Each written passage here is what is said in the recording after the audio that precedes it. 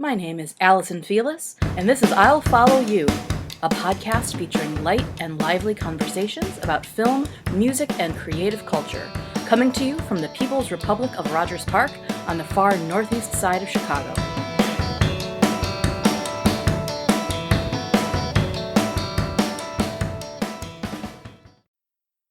Today, I'm pleased to have on the show one of my all-time favorite humans, David Higgins.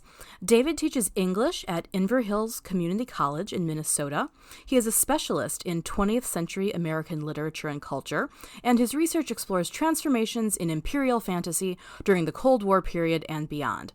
His article, Toward a Cosmopolitan Science Fiction, won the 2012 Science Fiction Research Association's Pioneer Award for Excellence in Scholarship. He has published in journals such as American Literature, Science Fiction Studies, Science Fiction Film and Television, and Extrapolation, and his work has appeared in edited volumes such as the Cambridge Companion to American Science Fiction. He is also the speculative fiction editor for the Los Angeles Review of Books.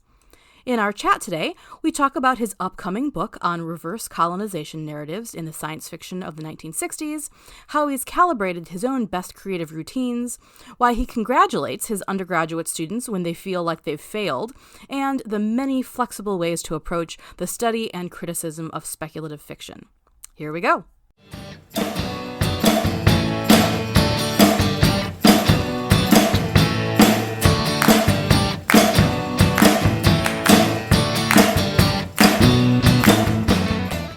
So, hi, David. I'm so happy to have you here today. I'm glad to be here. Thank you. This is going to be a super fun chat because I feel like my whole thing that I'm trying to do with this podcast is sort of talk about like art and process, and like you are one of the best people that I know to talk about like art and process. Well, that's great. I'm glad to hear you say that. So let's just dive right in, because I know that you just recently completed a book manuscript, so congratulations. Thank you. And yeah, if you'd like to sort of like talk us through what that is and all that, we would love to hear about it. Sure, yeah. You know, it's funny. I think that I might be sort of an oddball in this regard, because I think a lot of my academic friends, think of nonfiction writing, which is what I mostly do at this point. Different people, it doesn't clock for people as art in the same way all the time, but I really do think of it as art, right? And I'm glad to get to talk with you about this, because I've even recently like put together like a creativity collective where we're getting together to share like fiction and painting and nonfiction writing, which is kind of cool. But the book manuscript itself has been, this sort of thing that I've been working on for forever. And I had a sabbatical last year, which was really great to actually bring it all together and finish it up. Congratulations. That's huge to like have that time. Yeah. Yeah, it was so good. Like having a whole year to really just write was unbelievable. One of the coolest years I've ever had. But yeah, the book, so I call it, the title of the book is Reverse Colonization, Science Fiction, Empire, and the Politics of Victimhood. And the short pitch, the elevator pitch, I've been crafting this elevator pitch down. It's basically, so the book as a whole is about reverse colonization narratives, which are stories, most famously like H.G. Wells's War of the Worlds, right?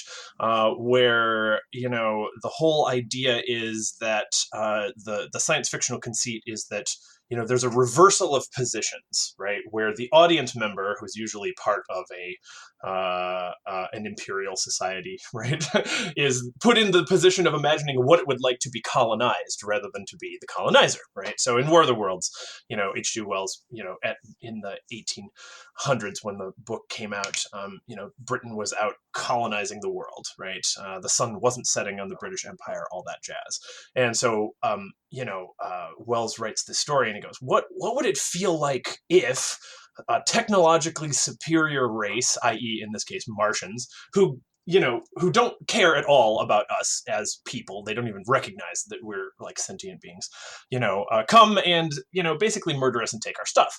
And it was, it was a pointed story, because he's asking his audience to imagine what it would be like to be on the receiving end of colonization rather than on the colonizing side, right? So, I basically say, interestingly, very few people have really talked about reverse colonization narratives in science fiction. There's been a little bit of talk. Some people have written about War of the Worlds. Some people have written about Dracula, all sort of Victorian era stories that are about British fears of reverse colonization during the, Victorian era, 1880s, 1890s, and so on, right? And I kind of go, well, man, like that mode of storytelling has become the dominant science fictional mode of the contemporary era, right? Sure. So Yeah, all of our stories, like we're all imagining ourselves to be the Rebel Alliance fighting against the Galactic Empire, to use Star Wars. Or we're all imagining ourselves to be Katniss struggling against the Capitol. Or we're all imagining that we're Neo escaping the Matrix or whatever. And so I started looking at this and I realized like the 1960s were the moment was the moment when that changed, right? Like when suddenly science fiction went from being a lot of times about colonization, right, to being about anti-colonization. So science fiction during that sort of countercultural moment of the 60s, like really became like, let's fight the man rather than go out and be the man, right? And so I basically argue, I look closely at the 60s, but I argue that as a whole, these reverse colonization narratives are great on one hand because they ask us to think about what empire feels like from the receiving end. Like at their best, reverse colonization narratives say, oh man, maybe we, i.e., often white Western audiences should like think more carefully about like the ugly, terrible things that we are doing in the world. Avatar, for example, James Cameron's Avatar is sort of wants that to be, that's kind of its message on some level. But then the other problem, though, is that I think that this reverse colonization fantasy has led to a kind of dangerous science fictional thinking in our current political culture. If you look around at the sort of the fringe reactionary or even mainstream, like certainly in reactionary movements like anti-feminists, incels, white supremacists, right, neo-reactionaries, all these other types of people, they all have this weirdly science fictional way of imagining themselves as basically like groups of white men who imagine themselves as oppressed minorities fighting against the man and fighting against the system. And if you look at their discourse, like they are totally they're totally able to do that because they're using science fiction to shape the way that they self-identify. Among anti-feminists, for example, you have red pillars, right? That's literally like, take the red pill, recognize that you are trapped, that our society has been kind of corrupted by, feminist superiority discourse, right? Like we're all being oppressed by rampant feminism that's trying to emasculate us and take away our manhood, and we're now the minority. We're fighting back against that. We're colonized, and we're fighting against the colonizers. So this is what I get into in the book. I say, on one hand, reverse colonization fantasy at its best provokes us to think against empire, but at its worst, and its worst is happening in a lot of places, reverse colonization fantasy becomes a way for advantaged, privileged subjects to imagine themselves as oppressed minorities, which is absurd, and becomes then sort of this fulcrum point or way of gaining political leverage, right? Like imagining oneself as the victim when actually one is the one with power has become one of the most troubling and prevalent kind of ideological, whatever. It's become this ugly thing that's happening everywhere. You can even see this. I don't know exactly what your audience is for this podcast, but I'm just going to go political here for a second. I mean, you can, I went into this, a lot of my thoughts around this crystallized after the last election, because you have a president who has done a tremendous job of gaining support from people by saying, look at us, we're the minority, we're fighting against the deep state, we're fighting against the establishment, we're the rebels and we're going to change, the system, like let's fight back against the system. And I'm like, you know what? Not only is that weird, but you use science fiction a lot in the way that you shape that imaginary. And so as a person who's sort of central research is about science fiction, I'm kind of going like, wow, science fiction is one of the linchpins that makes all this weird ideological work hold together, right, in these strange ways. All right, that was kind of long for an elevator pitch. Sorry. No, but it's brilliant. Like when you sort of mentioned this project to me a few weeks ago, I just like other than the fact that it's genius and I love it and I can't wait to read it and I'm so excited for it to come out, it also, it's creepy in the good way, like how perfectly like all of this political stuff that's been happening has aligned with interests that you've had for as long as I've known you. Yeah, So I mean, yeah. it just like, was that like like you said, after the last election, I mean, was that like a real light bulb moment for you where you're like, wait a minute, all the stuff that I've been studying forever is suddenly like super on the forefront? Yeah.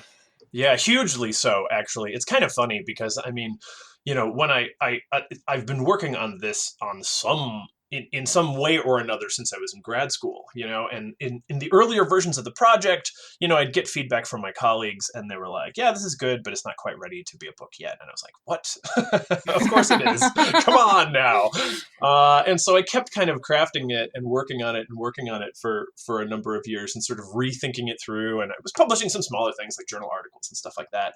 And then, during or around the last election, I mean, it was just like, we're in this cultural moment where there's so much like victimhood appropriation on the part of people who have no business defining themselves as victims. And when I was looking at that and thinking about it from the science fiction that I was looking at, I was like, oh wow, I can sort of trace where this happened and what the consequences of it are. And then you start looking closely at some of these like creepy movements, and they're just like they're science fiction references everywhere, right?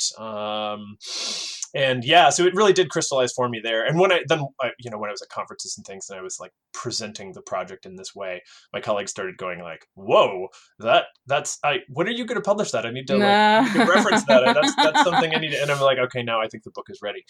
And so, or it was ready to like have a sabbatical's worth of rewriting and new writing and research and investigation. So it's like, it's weird. Like originally this was kind of in its first form, this was my dissertation project, but it wasn't quite ready to really be a book that said something that would be like meaningful in a larger sense. I might have been able to publish my dissertation and have it be out there as a monograph that a couple of people read, but nobody really cared about. But I was like, nah, hold on a second. Let's really wait and do this right. So that's why in comparison to a lot of people who finished grad school, I'm a little late getting my first book out, but hopefully when this book comes out, it will touch people.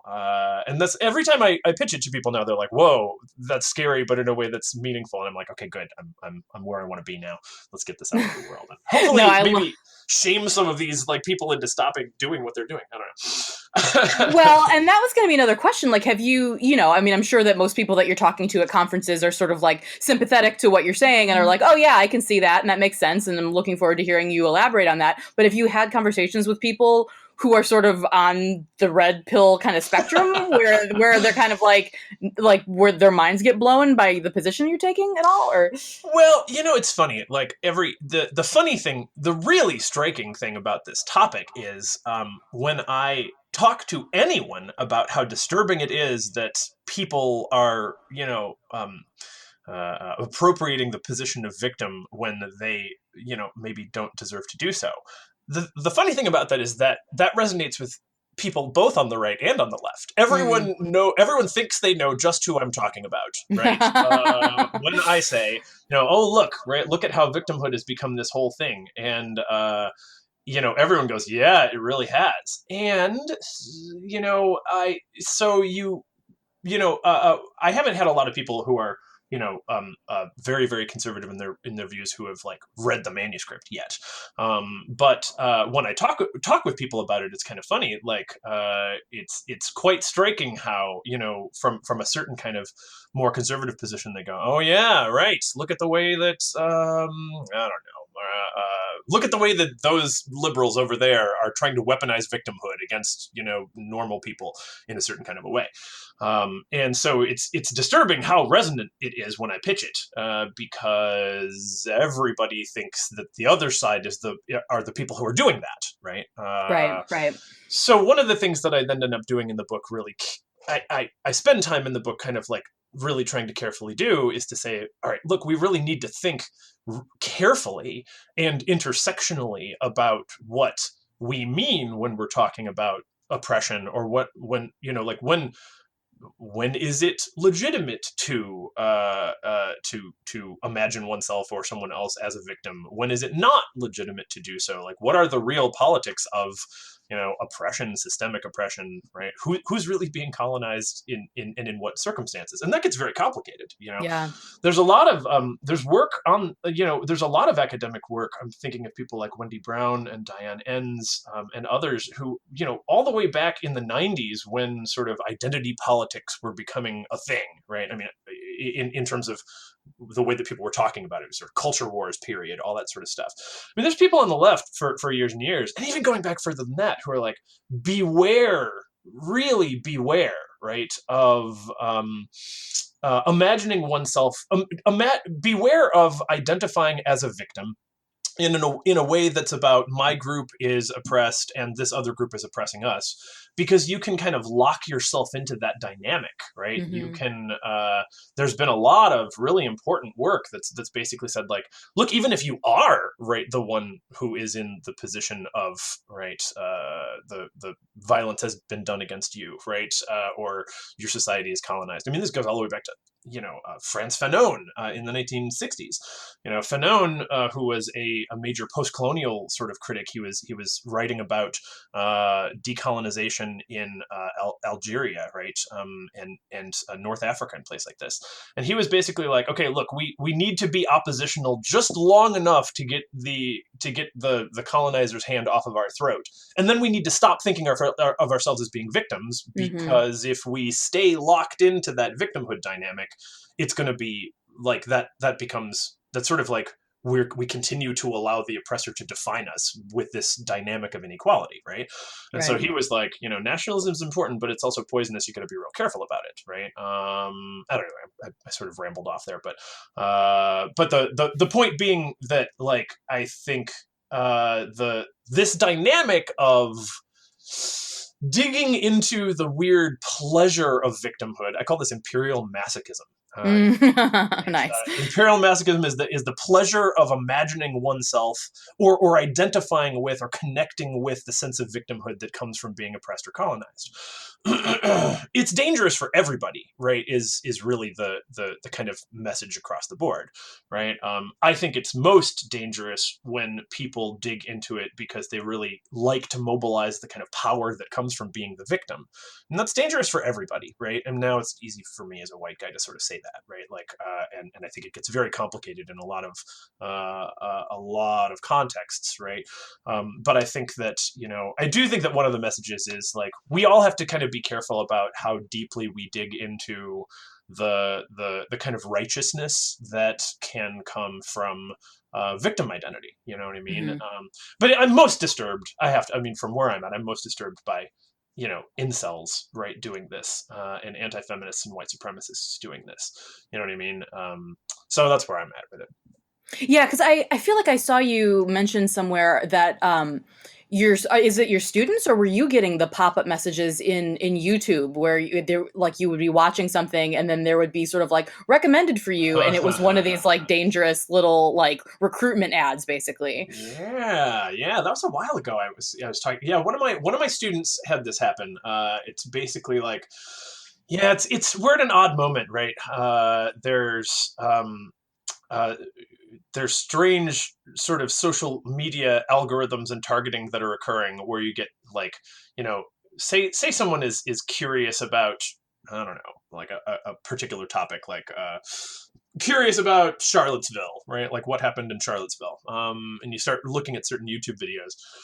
Well, there's algorithms that may notice that you're interested in those things and then start bombarding you with PragerU ads or links to Jordan Peterson lectures, mm-hmm. which is weird territory, right? And kind of like moves into this sort of propaganda of imperial masochism in a lot of ways. I don't know. Yeah, there's a lot of strange stuff happening in terms of what what cycles through people's feeds, depending on what you're looking at. So where are you in the publication process right now? Like I know you just kind of recently, locked down Yeah. the manuscript, but Yeah. so you're pitching it out right now or? Yeah, it's funny. This is so weird. I'm trying to figure out what to do next. Like there's a press that's interested, University of Minnesota Press, which is right Nice. here. And that would be a really good publisher, in terms of like the reach and who would end up having access to the book and how they'd market it and all that kind of stuff. So they've like a year ago, like a year and a half ago, when I was first sort of starting to contact people about the project, they showed some interest and they said, yeah, we're into it. Send us your materials when you're done. But then they've had like a bunch of editorial turnover, right? Like a Mm, number of people who were going to be the editor working on the project have sort of left for other things and moved around. And so currently the editorial director, at the press, has my introduction and my first two sample chapters.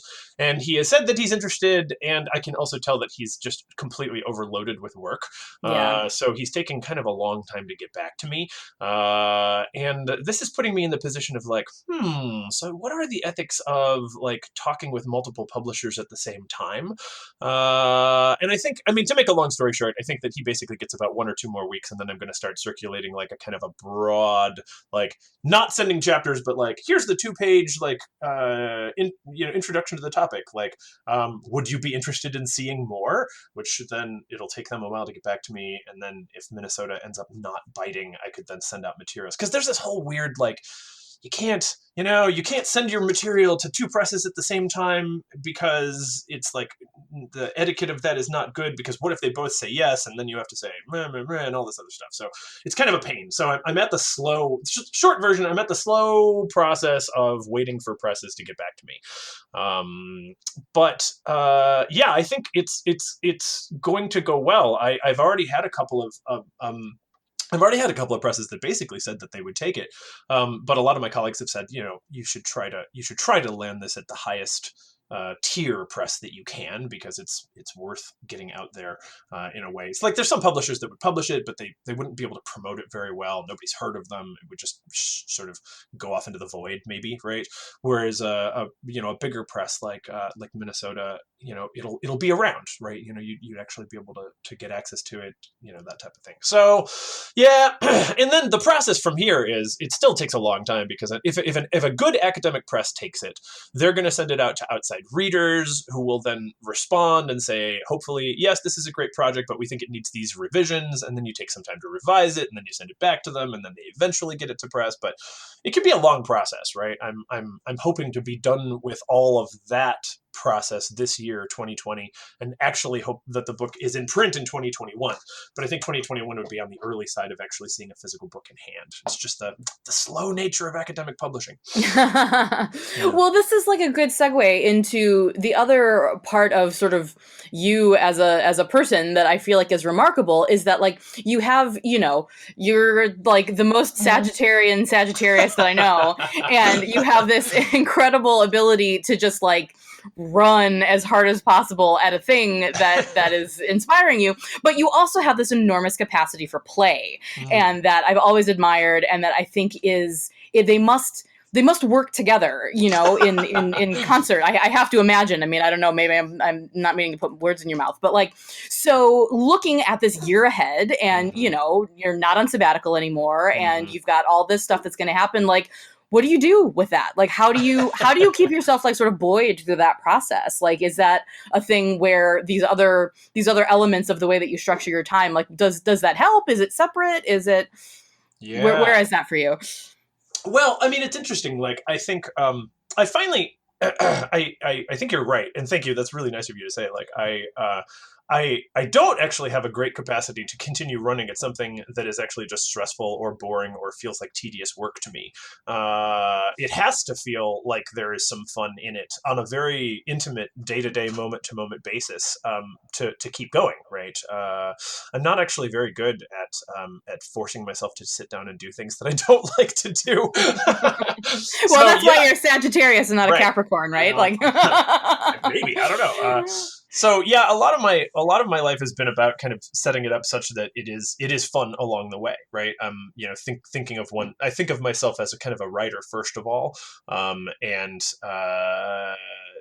then, a lot of, like what, the nuts and bolts of what comes next is I already have a couple of other projects lined up, that I can kind of smaller publication projects to work on in the meantime. And then you end up, the way one's life looks is you're like, okay, so I finished this chapter. Now I agreed to write this book review. So I'll work on writing this book review while I'm waiting for the press to get back to me. And then after that, I'm going to be presenting work at a conference. And, the work that I'm presenting at a conference, might be another thing that I'm going to publish, or it could be the beginning of a new project. And by the time that's over, then I'll move in, you kind of stack up so that you've got projects, ahead along the line. And that's part of the thing. Like, I feel like for me, it's I'm a writer. I want to think of myself as a writer all the time. Finish one big project and that's great. Take a little breather, but jump into the next thing and keep going, because it's ultimately fun, right? I write every day. Almost every day. It was very easy. I wrote almost every day when I was on sabbatical. Now that I'm teaching full time again, I'm still doing a pretty good job of writing almost every day. So for me, it really feels good to get up, kind of early, have my coffee, and dive in and be writing. I feel the most fulfilled when I am moving, right, in my writing process.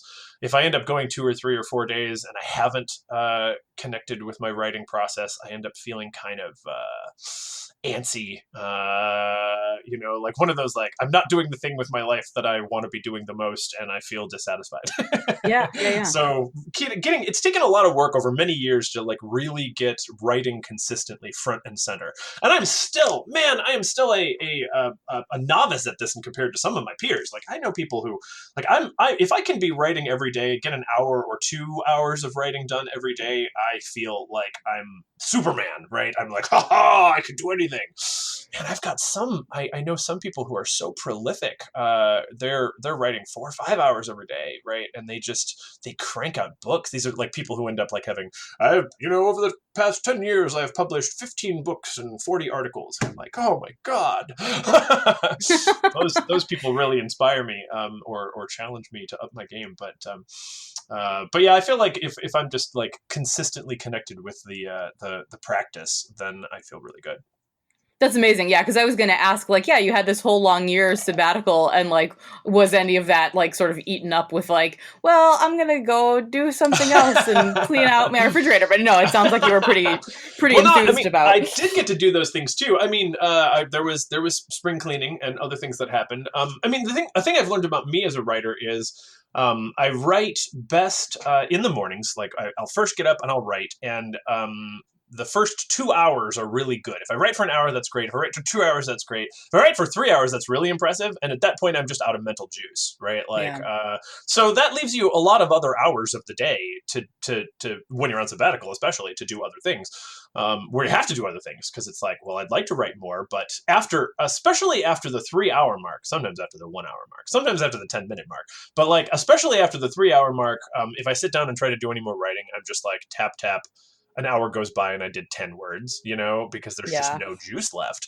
I need to refresh. So for me, in my ideal utopian world, right? Like, you write in the morning, and then I take the dog for a walk, and then I read in the afternoon, and more ideas are moving around, and I think of some more stuff, and I get excited about it, and then come the next morning, I'm ready to go. But yeah, some of those days, are just like, well, gotta go see some movies now. Lay around on the couch and stare at the ceiling, or clean the refrigerator, those types of things. That's definitely the case. Yeah. Now that you're back in the classroom, like, I mean, obviously, you've been writing forever and ever and ever, but like, how has how you approach teaching writing changed at all after having completed the book project? Like, is the way that you interact with students who are frustrated or challenged, has your approach to that changed? Not exactly since the sabbatical. I mean, so, I've been doing composition classes for like, oh my God. I mean, it's ridiculous. I mean, I guess I've been teaching comp classes for almost 20 years now. So my approach to teaching writing hasn't changed a lot just as a result of the sabbatical. It's always evolving, right? But it's kind of now been in place for a while. But I do share some of those things, like some of the things that I have learned over a long period of time. I find myself telling my students a lot, your first draft it's okay. One of the big things that I've learned about myself, and that I kind of about my own writing process, and that I try to share with my students is, you'll have writer's block. You'll feel like what you're putting down on the paper is shit. Put shit down. Give yourself permission to write things that suck. It's the first step, right? And I do this with my students a lot. We do a lot of kind of brainstorming, pre-writing, free writing, that occurs on the front end, because they're like, well, I don't know how to make it good. And I'm like, don't start by trying to make it good. Start by letting yourself be terrible, right? Start by letting yourself write something that's just awful. Give yourself the freedom to just say what's on your mind and wander through it. And, well, I think it might be this, but now that I'm actually talking about that for a minute, I think I was wrong. And it's the opposite of that. Good. You just had a thinking breakthrough. Sure, you're going to have to rewrite it, but 90% of writing is rewriting, when it comes down to good writing. So I kind of came to that a long time ago, and that's one of the things that I kind of share with my students. And I do tell them, don't try to do it all, don't try to do it all at once. You have to break it up over the course of a little writing every day over the course of a week. It will be a lot better for you than trying to cram it all into 4 hours the night before it's due, right? Because you don't have time to, you don't have time to rethink what you said, right? And when writing, especially nonfiction writing, like, you need some time to not only write it, but then stop and come back to it later and rethink about what you said there. Do I really agree with that? Is that really what I meant? Is it more complicated than that? Am I oversimplifying that point? How's that going to land the way that I said it? You need that it's a process. So yeah, like, I would say more that what I do in my writing classrooms kind of matches my own process in a lot of ways. Yeah. And do you see your students really taking that on? Like, is that like a thing where over a course of a semester, like, you're watching them grow into that, like, oh, wait, it does work better if I do it this way? Oh, yeah, absolutely. Well, I mean, just depending on the students, right? Sure. Different students are at different places. Some students come into my classroom and they already know how to write better than I'm really going to teach them in the context of this class. Others, they grow a ton, right, in that process. I had a great student last semester. She was really struggling with her research paper at the end, and she had this moment. And it's a hard thing, because people, like, she had basically gotten a bunch of research. She thought that her argument was one thing, and then as she was doing the reading, she realized that she didn't actually want to say what she thought she was going to say, because she learned a bunch of new things and it changed her idea about the process. And she came and she was like, I feel like I've done it all wrong. Now I've got to get these other sources, and I feel like I'm starting from scratch again. And I'm like, you rock, because you just went through a huge evolution, a massive leap in your thinking process. You started off thinking that you wanted to say X, and then you realized that that wasn't good enough, but it took a bunch of reading to get you there. And then you went out and you read, and you realized that you had to change your entire framework from the ground up in order to really say the thing that would be right, that you wanted to say. And she was all like, oh my God, I feel like I failed, like I've done it all wrong. And I'm like, no, I wish everybody could have the frustration and glorious joy that you are going to have, like, when you get to the end of this paper, because you took it to such another level than it would have been if you just, like, a lot of people, when they write, they're like, well, I know what I want to say. Now I just need to go find some evidence that supports what I already want to say. Right. And that's not usually very good writing. You know what I mean? The real journey, I think, happens more when you set out with a question or an idea, and then it refines and evolves and changes, and you grow and discover something totally new, and then have to figure out how to communicate that new thing that you've discovered. And she went through that process. I was really proud of what she'd gone through, No, that's so dear. The idea that, like, yeah, initially thinking of that as a failure, and then I'm so glad that rather than just like sitting in her room in failure, or trying to force the realization back into the box, that she came and talked to you about it. Like, that's amazing that you were able to, like, talk her through that realization. That's really cool. Yeah, it's one of the hardest things to get across in the writing class, which is that sometimes when you're doing it the most right, you will feel the most uncertain and least confident, right? We don't like that. We don't like feeling like we don't know the answer. But sometimes when the process pushes you into the place of realizing that you don't know the answer, or you don't know what you're doing or whatever, that's where the most growth can happen. So it's the bummer about writing, is like, it's like becoming a good writer a lot of times is about, I think, becoming comfortable with the fact that you might not be doing it right, or that you might be wrong, or that you might need to change it all right from the ground up. Like, yeah. Well, so then, like, are you dwelling in that at any point now? I mean, now that you're done with this first manuscript, and like you said, you've got a few other things on the horizon. Like, are you dwelling in that place with any of your projects?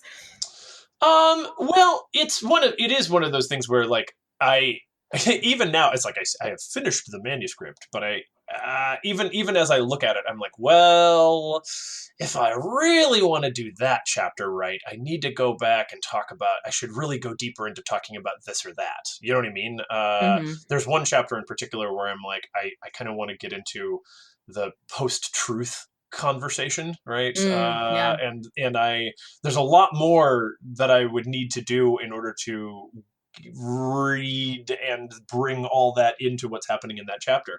And I'm like, well, all right. I mean, the other problem with writing is it's an infinite process. You could always rewrite more and more and more and more and more. You eventually just have to have a deadline or a publisher, right, to sort of cut you off and keep going. So yeah, I do know. I mean, yeah, I'm already comfortable with the fact that like even if this book comes out and it's good, a bunch of people will see flaws and problems with it because everybody will. You know what I mean? Like it's all different perspectives, right? And I will wish 10 years from now that I had done something differently in it. But take the experience, move on to the next book. Well, and that's kind of, I mean, and that's especially looking towards a career. I mean, there's sort of the cliche that, most people only have sort of like one book that they just keep rewriting and rewriting and rewriting. And Yeah. that doesn't have to be a bad thing. That can just be like an infinite fascination with like a certain set of ideas that you just continue to hone over your life. So yeah. Yeah, right. It's funny. It was I find myself thinking about George R. R. Martin, right? Who with the Game of Thrones books, the TV show outpaced he didn't know how to finish. He got stuck because he sort of knew but didn't really know how to finish the series, right? So he kind of stopped writing the books and collaborated with them in the TV show, and then they finished it. And now he can see really clearly how not to finish it, right? So now, inevitably, he's like, "Oh, now I'm going to write the end books, right, and do it right." But he kind of had to see it done wrong before it would sort of stir him toward being able to do it right. It's sort of like using large media conglomerates and the entirety of American and global culture as your revision process, right? So, Yeah. way to go, George R. R. Yeah, I was gonna say that's like literally the exact advice that you gave your student, just like in like macro. Yeah. Do it wrong first. Spend a lot of money doing it wrong for a really big audience first, and then revise. It'll be perfect on the next draft. Well, so I mean, so what are the I mean, is any of the Game of Thrones in your manuscript? Like, what are the other properties that you discuss in the book? No. It's funny. I don't look at Game of Thrones much. I don't look at Game of Thrones at all, right? In the book, I actually talk mostly about science fiction from the 1960s, because my argument is that the 60s is the moment when reverse colonization narratives became kind of the dominant trend in science fiction. You do see reverse colonization stories before the 1960s, but they were sort of one part of a large spectrum of different kinds of science fiction narratives. My argument is that after the 60s, from the 60s on, reverse colonization is the big story that is being told over and over and over again. Like I said, Star Wars, The Matrix, all that kind of stuff. But to get to that, I think it's really useful to look at the moment of transition, right? The moment when cultural attitudes about empire, for example, are changing. Because you have to think, like, it all goes back to World War II. Just little tiny history moment here, right? Like, before World War II, in Western culture, it was thinkable. Like, one could be like, let's go out and colonize a place, right? That'll be the glorious progressive march of human evolution forward. And there's people there. Well, we're going to either civilize them if they're available to that, or eliminate them if they're just sort of like leftovers from our prehistoric past. I mean, terrible colonialist attitudes. But you can look at a lot of early science fiction and see these attitudes, right? Let's go colonize the moon. Let's go colonize Mars. Let's go out and claim new territory and conquer new frontiers, right? This was very possible as a story in early science fiction before World War II. Well, in World War II, like after World War II, all of the kind of Western European colonies across the world, achieve their independence. And by the time you get into the countercultural 60s, right, like the prevailing cultural attitude becomes like, oh man, colonizers are the bad guys. We want to be on the side of freedom, right? Like, we want to be on the side of emancipation. We want to be on the side of liberation, right? And that becomes really the kind of dominant cultural attitude in the West, even as we're continuing to conquer other people, right? You know, the United States is engaging in imperialism during the Cold War on a massive scale, but we're doing it in the name of freedom. We're not going to conquer those people. We're going to free those people from somebody Right. else who's conquering them, right? And so the entire discourse of empire changes.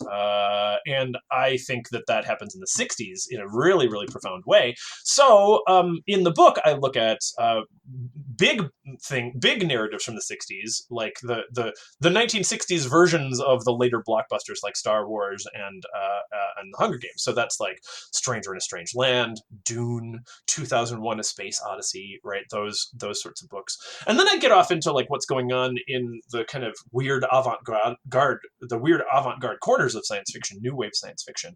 So you're looking at people like Ursula K. Le Guin and Joanna Russ and Samuel Delaney and people like that, and seeing how they treat these different themes, right? And my argument is basically that there's like, from the 60s on, this double potential has always been there, right?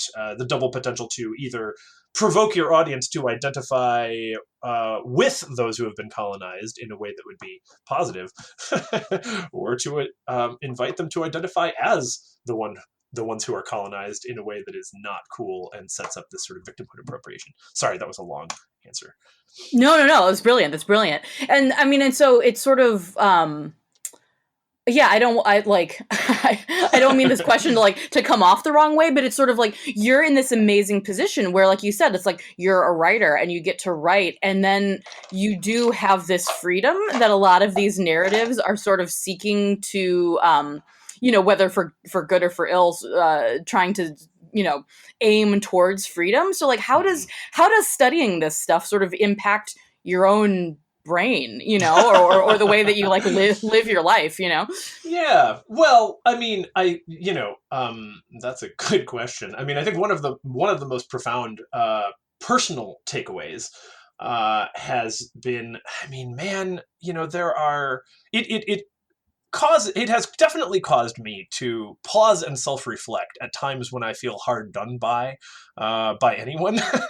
Like we can all have this. I think there's an almost universal way in which, when we feel like we have been hurt by others, then we get the right to be righteous, right? When we are the one who has been harmed, when we are the one who has been oppressed, when we are the one who has been, victimized, then we get to that. That then seems to mean you get a get out of ethics free card, right? Like, however you respond, right, like, is justified because you're the one who's been hurt. And let me just tell you, right, like, I mean, I had already before getting into this project, been thinking very, very, very critically about American imperialism and global imperialism and the way that some cultures and economic systems and political decisions are really exploiting other people in the world, right, for the advantage of some and for the exploitation of others, right? But like, this one's really this project in it as I've really kind of written it through, it's just been like, when you're going through that breakup and you feel like this other person has victimized you, like, be real careful about like where that takes you, right? In terms of digging your claws into that feeling of being a victim and what then is okay in terms of your behavior, right? I think that it can be this is not to say, like, I just want to pause and say, like, sometimes when people have, like, when someone has done something awful to you, right? Like, that is not to say, like, you should just always turn the other cheek and be the generous. I mean, some people are in a position where they have more resources to be able to do that than others, right? I'm not saying like nobody ever gets to be a victim. I'm saying it is, in answer to your question, it's caused me personally to look at moments when I am tempted to imagine that I have been wronged and therefore I get to bust out the fire. You shouldn't do that, right? Like, in all cases. Or you should be real, let's put it, you should be real careful about that. One should be really careful about that. Yeah. Is really my big personal takeaway, if that makes any sense. Yeah, no, absolutely. No, and I wasn't meaning to like ask that question like in a way that put you on the spot, but yeah. No, yeah. Well, and then in particular, right, like, so that's the very, very personal. And then on another level, like, the other personal part is like, I am a white person who is usually identified as being a male person. This puts me in positions of privilege, right? Like, and I then look around and start to see really, really clearly how certain, I don't want to overcomplicate this, but it's just like, you look around and see how I benefit from, right, like the way that this stuff is operating in the world, right, and in particular, look at the way that science fiction and other narratives, cultural narratives, news stories, whatever, invite me to look at myself in a certain way, me and everybody else, to look at ourselves in certain kinds of ways, right, and kind of go, this is scary and awful, right. So all of that has definitely intensified as a result of the project. So where does that come from for you? Like, where did the grounding to be able to separate yourself out from those narratives, like, where did that come from for you? Yeah, I mean, it's weird. Like, honestly, like back in high school, early college, I was really fascinated by frontier narratives, right? And the idea of the frontier and westward expansion, because I was idealistic and I had kind of grown up in a science fiction culture, right? Like I read science fiction, watched Star Trek, I did all these things, and I thought, oh gosh, like the exploration of the unknown is this cool thing. I want to do that. That's half the reason I went to California, right? When I was in high school. It was completely naive to, at that time, right? I was completely naive to the uglier aspects of colonization and conquest and exploitation, right? So young me went off to school to study science fiction and westerns, and then got, just like my student, right? Like got into like really reading about what the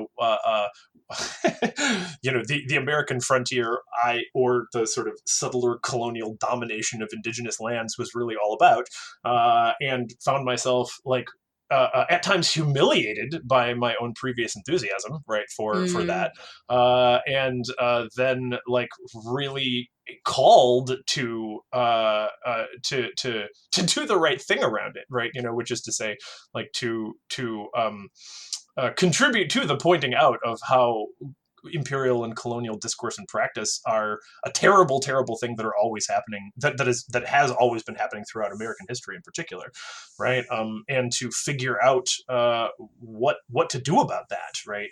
In terms of making a contribution along what's kind of happening in that world, right? So yeah, like I've been through discovering that I was kind of on the wrong end of, in my youthful naivete, right? Thinking that what I thought was only a piece of a much larger, more complicated, and at times uglier, certainly at times much uglier picture. You know what I mean? And so I don't know, like, well, how does that personally kind of resonate with me, or what do I personally do with that? I mean, it really kind of comes down to being like, well, some of the stories that used to inspire me still inspire me, because there is an aspect of, this is a thing that I get into in the book, there is an aspect of exploration that isn't necessarily about conquest, right? Ursula K. Le Guin really gets into this in her Hanesh novels, right? Sometimes it is sometimes the joy of discovery, the joy of exploration, I don't want to throw exploration out as something that is inherently polluted by colonialist attitudes, right? Exploration can be a good thing when you are paying attention to the goddamn power dynamics that are in play between different people, right, on different sides of cultural contact, right, or whatever. And I really think that's what I get into in the later parts of the book with Delaney and Le Guin. I think they are some of the greatest science fictional writers who think about what it really means to explore, what it really means to have an encounter with another, that is not about domination, that is not about exploitation, that is not about one race winning and another race losing, right? Like, what does it really mean to connect, to communicate with another, whether they're culturally other or whether they're literally an alien? Like, what does an encounter with difference mean when it is truly transformative, in a positive way, right? I use the term cosmopolitanism to sort of refer to that, right? A kind of a contact between people or entities of radical difference that hopefully maybe doesn't always have to be about domination, can be about something more positive. That's the thing I don't want to let go of in all of that. Young me was right that there was something cool there. I just wasn't able to see all the colonial bullshit at first that was poisoning all that. You know what I mean? Well, but that's education, right? I mean, that's Sure, just yeah, that's right. that's being a young person, and young. You can't come out of the womb knowing everything, and yeah, so you study and you learn, and that's what it's all about, you know. Yeah, for sure, for sure. Well, and I have to, and on the subject of Le Guin, have to thank you for being the person who introduced me to her work for the first time ever as a small person when you gave me the Earthsea trilogy for the first time ever. So Yeah, thank you yeah. for that. Well, you're very welcome. I love Le Guin. I mean, absolutely one of my favorite writers, for sure. Yeah, I need to read more of her. I read that little collection that came out just I think right after she passed away or right before she did, where it was all the collection of her blog posts. Mm, No time for something. I forget what the title is, but I yeah. actually read it last summer when I was traveling in Ireland with my partner and his dad, visiting some of their relatives over there. And so I had a very very peaceful morning at a cafe in Killarney, reading Le Guin and just like crying, Mm, because she's so wonderful. Like there's yeah. especially I'll have to the poem that she wrote about. She had this cat that was bad and killed a mouse, and she wrote this poem for the mouse that died. And I just was like weeping for the mouse. and in County Kerry last summer. Aw, So that's anyway, great. so that's that in its own way traces back to you. So thank you for that. Well, And if you like, just as a quick plug, if you still like those Earthsea books, there's a beautiful illustrated edition of the collected Earthsea stories that mm, just came out last year. And right before she died, Le Guin worked with Charles Vess on the oh, illustrations, cool. and they worked together to really make sure that the images that he was creating for the volume, it's this beautiful hardcover volume, really fit her vision, right, of what the Earthsea stories were. And it was one of the last collaborations, basically the last major collaboration that she did before she passed away. And I had Oh the my chance god. to sit on a panel with with Charles Vess as he was talking about it, and it was really touching, right, to hear about the way that they collaborated. And I have to say, now that I have it, the images are just fantastic. So if you want a definitive, like, for your shelf, beautiful edition of all the Earthsea stories, I would say get that final illustrated edition. It's a really good one. Oh, I have to look at it because I'm literally looking at a Charles Vess print right now. Yeah, In my partner's office, he has the yeah. Midsummer Night's Dream Mm-hmm. illustration here on the wall. So He I am super excited about checking that out. he's so great. Yeah. That's cool that you got to meet him. Oh my god. Yeah, yeah. So I help organize this conference, the International Conference for the Fantastic and the Arts, which is a big conference that brings together scholars, and mostly it's like 80% scholars and like 20% writers and artists, right? So it's like an academic conference, but it's way more fun than most academic conferences because it's all people who are there to talk about science fiction, fantasy, and other related things, and you get a lot of authors and artists and people like that who are there as well. And so as a result of that, I got to be on a panel with Charles Vess, which was really really fun. Um, That's and that's amazing. sort of one of the highlights. You talk about how do you continue to make it fun. Communities, right, that you connect with around your work are one of the biggest things that make it fun. And ICFA, Mm. that conference is really, I call it the Burning Man of my academic year, because I love it so much. Because that was actually a question that I was going to ask you. Is sort of like what is the state of sort of sci-fi scholarship these days? Like, what does that look like for you? And is there like a big community around that, or is it still kind of small and scrappy? Oh, wow. What an interesting question. There's so much that one could talk about there. It's there's been there has been a very rich community of people doing science fiction scholarship for many many years now. For a while, it was kind of its own bubble, right? For a while, you had a few conferences and a few journals really where the major work in science fiction studies was occurring, right? There's a journal called Science Fiction Studies. There's a journal called Extrapolation. There's a few other things like that. But I mean, even before that bubble opened up, there's quite a lot, right? There are a lot of people all across the country, all across the world, doing work in science fiction scholarship. What's happened in the last 10 years is that now major like now the bubble has sort of popped in a certain way so that there are a lot of people doing work on science fiction that don't think of themselves as science fiction scholars. They just think of Mm. themselves as being like as doing like work in American literature or doing work in American studies or science and technoculture studies and things like that. And so as a result, what's kind of happened is like I don't want to say, I mean, it's like uh, uh, in the 1940s and 50s, right? If you were an academic trying to do work on science fiction, you had to make a case for the legitimacy of the thing that you were looking at. That's Right, just right. gone now, right? There's people at Yeah. Cornell who are like Cornell and Harvard and Duke and all these other places who are like, well, yeah, naturally, because if we want to talk about any of these major critical issues that are important at the moment, looking at speculative fiction is just part of the deal now, right? There's not there used to be kind of a ghetto, I suppose you could say, or like there used to be a separation between like serious literary and filmic work and speculative right work. That's just gone, right?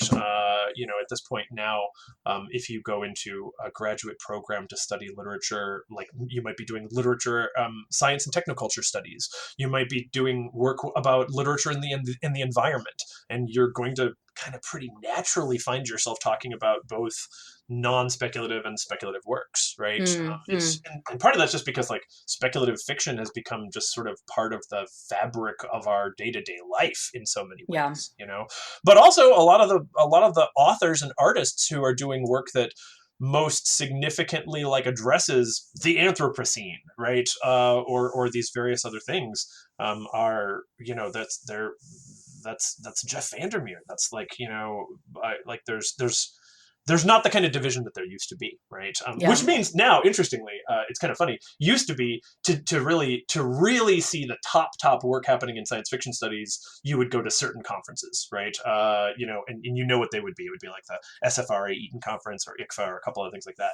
Now it's like go to any of the conferences and see the really big people doing it, right? Wow. Yeah. And some, I mean, like there's big people at all kinds of places. I'm not trying to say, that those conferences, which I'm a very active part of their culture, they're fantastic and top quality people are there.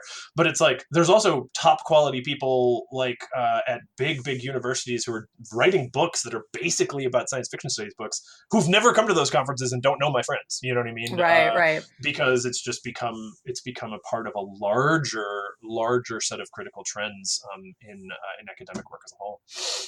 And is that, I mean, because I see sort of similar things like at a distance, at a remove, with my partner who does a lot with comic scholarship, Yeah. where it was like, sort of a little niche thing for a while. And Yep. then even just in the past, like you said, 10 years, it's Yep. really boomed a lot. But it's been funny where, in a lot of the presentations with some of the younger scholars or people who are just sort of like belatedly getting into the field, they're really focused on like what's happening right now, and there's like Yeah. huge swaths of people who don't remember, not that they necessarily need to, but they don't know, they're not familiar with like some of the older scholars and some of the older Sure. work. And is there like does that happen with the sci-fi scholars too, where there's like people who are muscling their way in, so to speak, and like, guess what, I'm going to tell you all about it, when it's like it's like, oh, well, go back and learn your history a little bit better. Well, that's an interesting thing, right? Because it's all people are coming from different perspectives, right? Like, so that's an interesting thing. I'll give a brief example of that in science fiction studies culture, right? Like, in science fiction studies, right? You want to talk about the history of it, right? Like, for the longest time, to be doing work in science fiction studies, you would have to take seriously the history of science fiction scholarship, which is like involves Darko Suvin and cognitive estrangement, right? And if you weren't talking about that, then you haven't done your homework, right? Well, now you've got people like coming out of other places who are just like who want to talk about something, and sometimes yeah, they are they're applying the hip critical lens of the day, right? And they haven't gone back and done that earlier. They haven't done that earlier work or earlier reading, right? But also sometimes they refreshingly are not all tied up in some of the bullshit stakes that somehow got built into everyone's got to be talking about X or Y or Z in order for them to be Sure. doing serious work in that field. And you get people who sometimes come along and they're just like, that doesn't matter to me at all. We should be talking about this instead.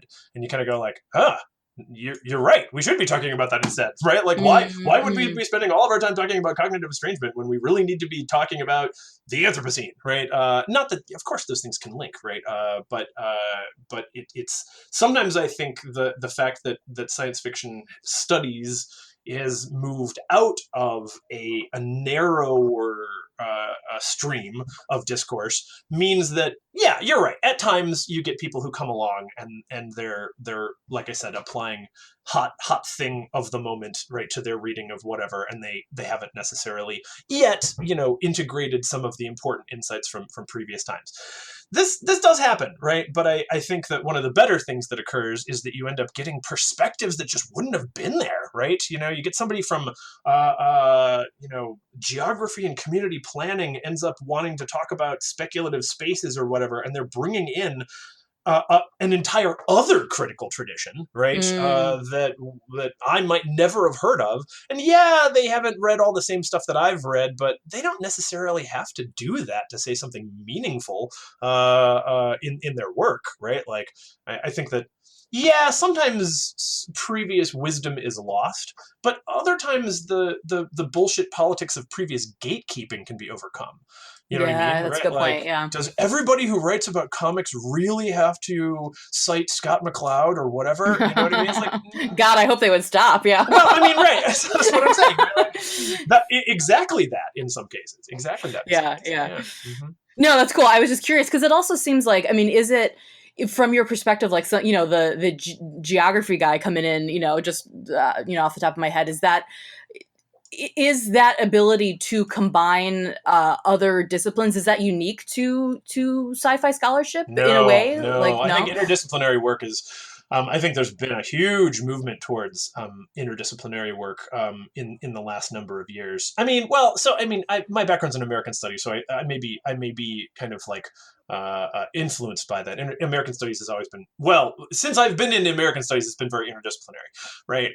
And I think that there's a very I think that interdisciplinarity is really where a lot of work is happening right now. I think the more you go off, the more you as an academic or intellectual go off and cloister yourself with only people who are talking about your thing the way that they talk about it, the less relevant that work is going to be. You know what I mean? Right? Like, in our moment right now, at least, gosh, maybe you should edit that out. I don't mean to offend anyone there. But well, I guess I meant less like, and I didn't mean like, are you guys the only ones doing it? But sort of, is there something about science fiction that uniquely lends itself to doing that more, or in a more sensitive or acute kind of way? Well, I mean, maybe, right? I mean, I think, with science fiction, right? Like, just right now, mapping the landscape right now, you wouldn't, if you're doing science fiction studies, are you doing literary studies? Certainly not. You have to be doing literary and media studies, right? Because there's books, right? But then there's also films and television shows and music and all kinds of other forms of expression that are science fictional. I just went to an Excision concert, which is a crazy dubstep artist. And as I was there watching these massive light show with lasers and animations and like stories in the music, the music itself sounds very science fictional, and on the giant display of the animated sort of massive music videos that are playing, it's all like robots with weapons and doing this. It's all science fiction, right? This is a science fictional mode of storytelling, but it's not literary. So one, just in terms of the media, right, you're looking at an interdisciplinary approaches. But then, like, all right, when we're talking about science fiction, what are we going to be getting into? Well, there's certainly stuff about the environment and eco-criticism that occur there. So whole bunches of people that are interested in problems with climate change and, energy futures and petrocapitalism and all that, right, are going to look at, can productively look at and speak to science fiction. If you're like me and you're into, these things all intersect, right? Questions about empire and identity politics, like that's all sort of gets in there and intersects. Cultural studies, there's one of the big things there's a lot of conversation about futurity, right? The way that we imagine the future, the way that how we imagine the future brings certain futures into being or prevents other futures from coming into being. That's a huge topic of conversation right now in mainstream kind of like critical theory that is hugely relevant to science fiction, but not limited to science fiction at all. Right. Economic questions come into play. So you get people who are like, like we want to look at capitalism and speculative finance. Well, science fiction touches on all that stuff. And then you get like, entirely different traditions. There's a really big thing with like indigenous futurism, for example, and Afrofuturism. Obviously, it's been around for a while, but you get people coming in doing work on like, okay, we're looking at like how indigenous science fiction writers and creators do things that are totally different than Asimov and Heinlein and Clarke, because it imagines science from a radically different perspective. So yeah, does science fiction like lend itself to interdisciplinarity? Yeah, of course it does, right?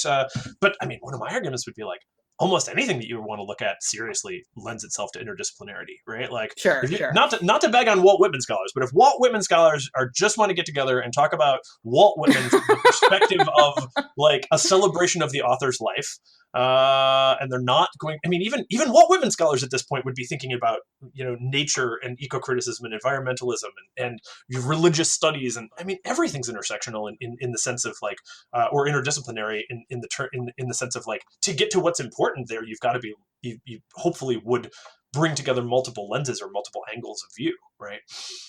Does that make sense? Well, that makes perfect sense, and I feel like that's an awesome note to end on, because I feel like that's like a good, that's really well said, and and an inspiring notion to go out into the world with. I think that just it's everything is everything, as No Name says.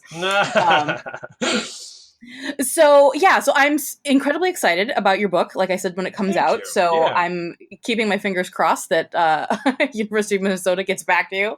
And if they don't, then someone else snaps you up, because the book just seems really incredibly vital and incredibly current and incredibly important. So I'm rooting for you.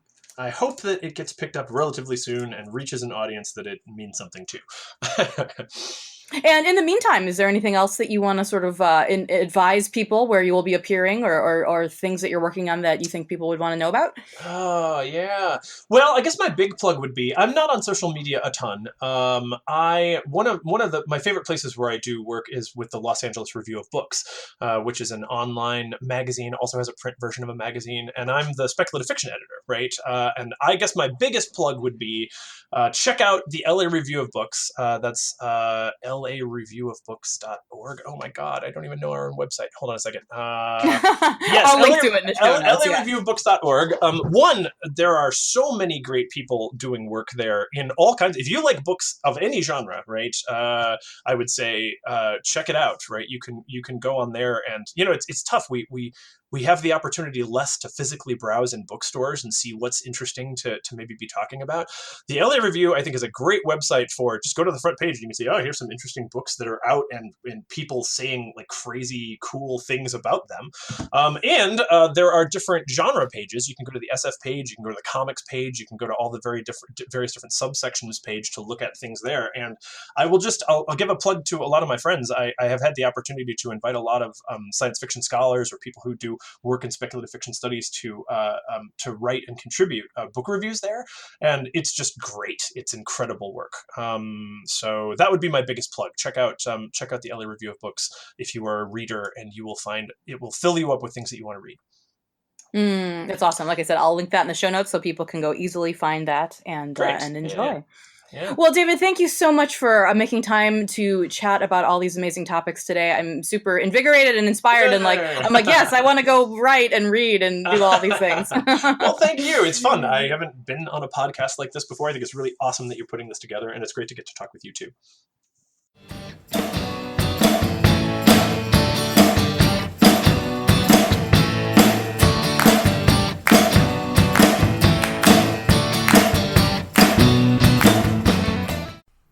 As David alluded to about halfway through our chat, we've known each other for a good 25 years now, and this has been almost exactly how we've always communicated best, just shouting enthusiastically at each other about the art and ideas that are most fervently capturing our respective imaginations at any given moment. So it's extremely gratifying to be able to share a small slice of our long friendship here today with you on this podcast, as well as hopefully introducing some of you for the first time to his singular brilliance. The other thing, though, that I really want to draw your attention to before the show closes out is almost exactly the opposite of what I initially thought our conversation was going to be about. Like I said fairly early on, I find David remarkable for the way that he's able to integrate a sense of fun and playfulness into everything he does. But also, notice this. That book he's going to be publishing within the next year or so, he's been working on that in some form or another since graduate school.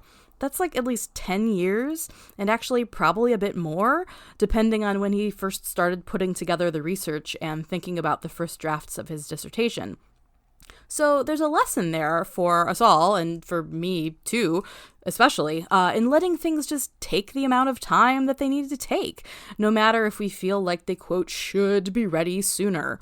Sometimes ideas just need to keep cooking until they arrive at the right moment. Whether that moment is within the context of one's own personal life, or as in David's case here, when the larger culture shifts in such a way that changes how one's ideas can be received by a broader audience. So, until that book is finally published, you can find more of David's writing and editing work at the Los Angeles Review of Books online at lareviewofbooks.org. And you can find links and contextual notes about our chat on my website, queenofpeaches.com. Bye for now.